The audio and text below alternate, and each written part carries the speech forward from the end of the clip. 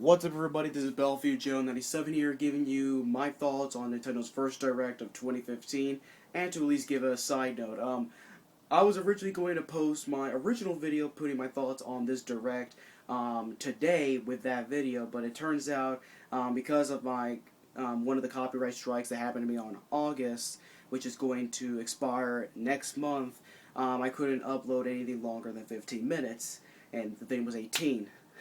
So, because of that, I had to delete the video. Now I'm reshooting a day later to put my thoughts. So yeah, thank God that happened, because it was kind of like long-winded as all hell, and I'll try my best to not delay it as all fuck and to put my thoughts on every single little thing that I could possibly manage to put. Anyhow, the first thing they announced was a trailer for the next Fire Emblem game for the Nintendo 3DS, and I remember it being called Fire Emblem If, which is kind of a stupid subtitle because why the fuck is it called If? But that's beside the point. It looks goddamn fantastic as hell. There's samurais in it, and it just makes me want to at least get Fire Emblem Awakening since I have not gotten it yet. I only have like 5 3DS games. What is it? 1, 2, 3. 3 of them being Nintendo and 3 of them being like third-party games. But yeah, I definitely should get Fire Emblem Awakening sometime this year. And definitely looks to be a fantastic game on the 3DS, Fire Emblem If. And Iwata also announced Puzzle and Dragon C and Puzzle and Dragon C, the Super Mario Bros. Edition. And they look to be fun as puzzle games. And I wouldn't pay full price for them, but later down the road for like a price drop or used, it would be a fun little waste of time to go by.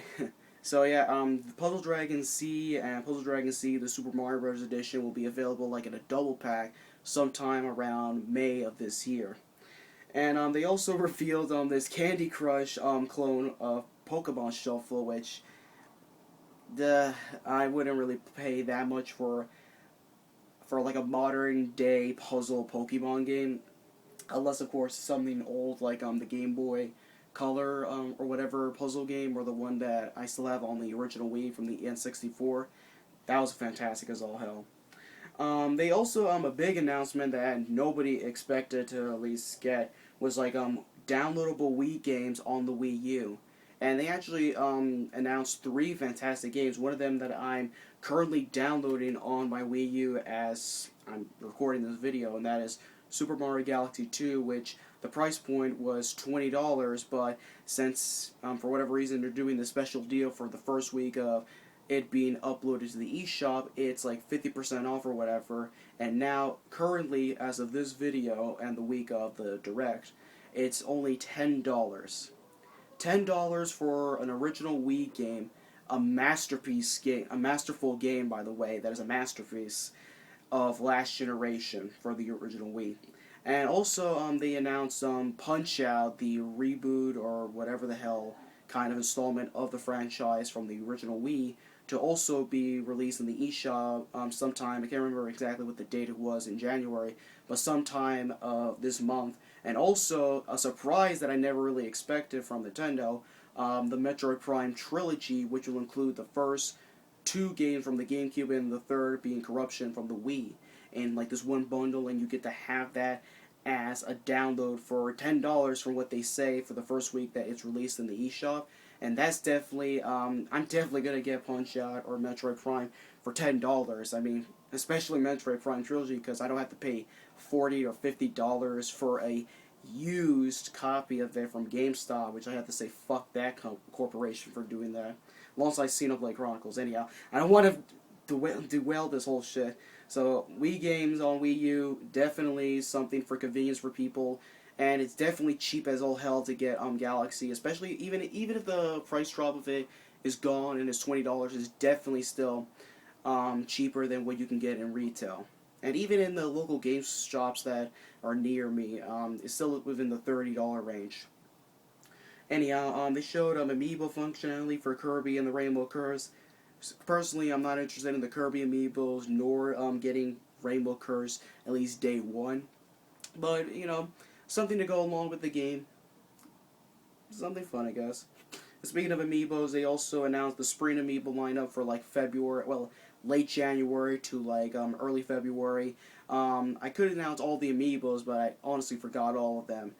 And the two of the Amiibos I'm least interested in that are going to be released next month are the Sonic and Mega Man Amiibos. And I definitely need to get at least the Mega Man Amiibo because I know for a fact Mega Man and maybe Sonic, but especially Mega Man is going to be fucking rare thanks to those people that scout the living shit out of Amiibos. Oh, and if you want my thoughts regarding the man who bought like 100 freaking Rosalina Amiibos just to fuck with fans, fuck that asshole. Go for it. And yeah.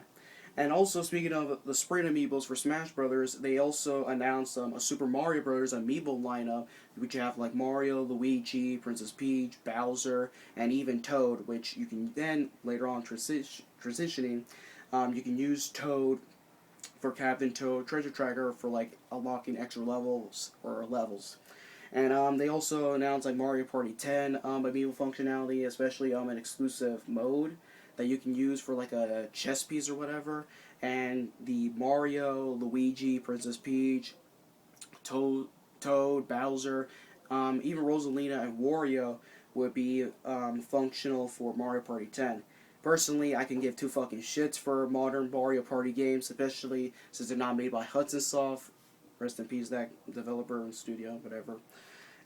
Rest in peace, them. And anyhow, they showed this supposed hub world for like Splatoon that would be a bridge between the single player and multiplayer of the game, and also the customization that you can do for the game.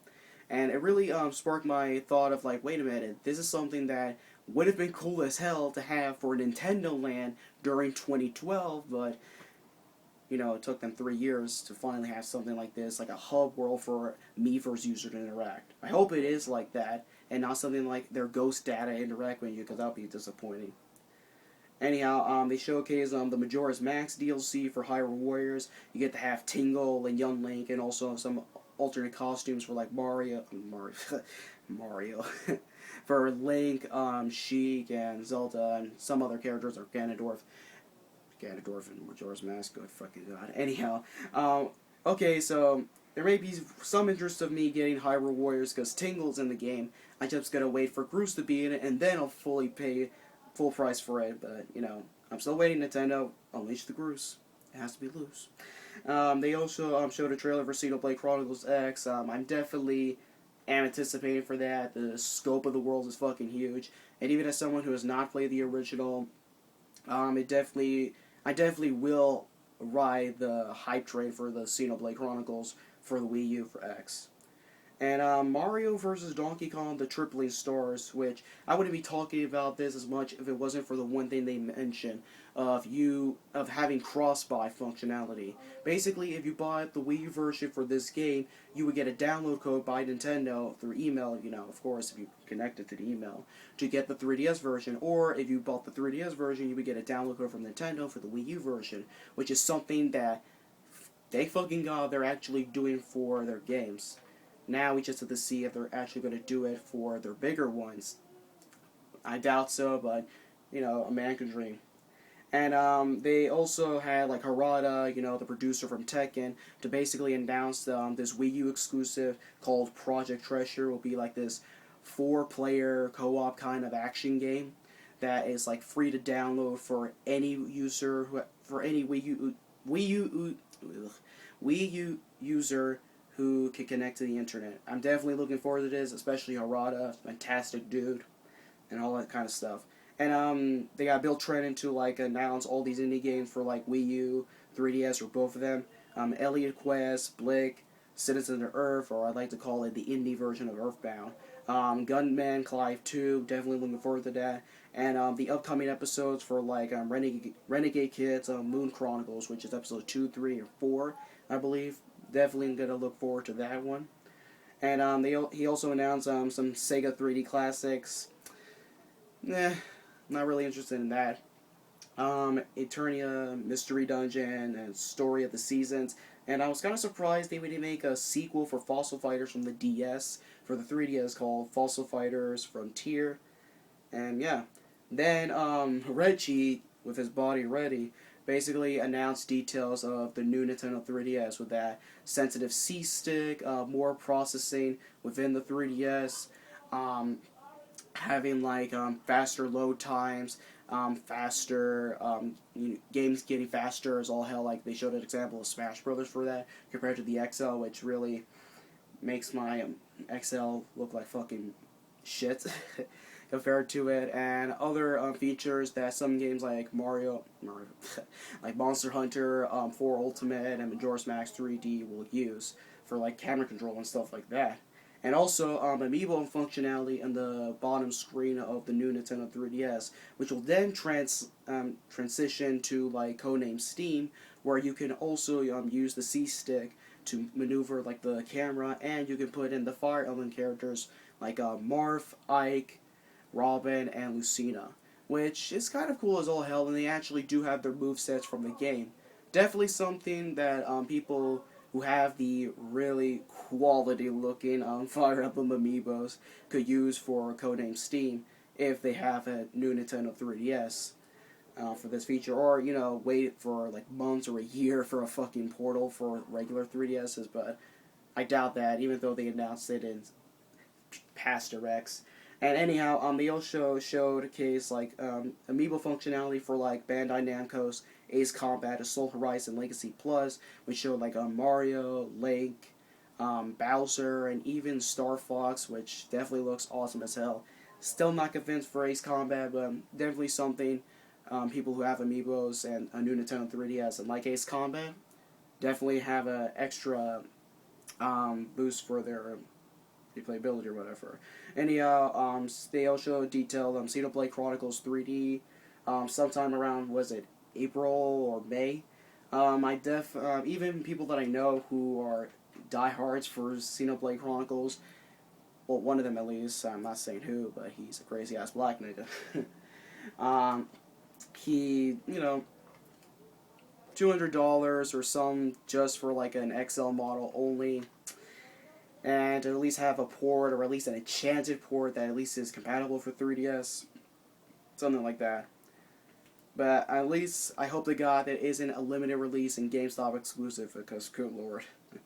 Anyhow, Bill Trade also showcased the indie game Ironfall, which looked really nice and 60 FPS. Basically, like it's Gears of War on the 3DS. It's compatible with the 2DS, original 3DS, and 3DX XL model. And it also uses the C-Stick and the processing power of the new Nintendo 3DS. And yeah, definitely can't wait to see how that will run on my old-ass XL.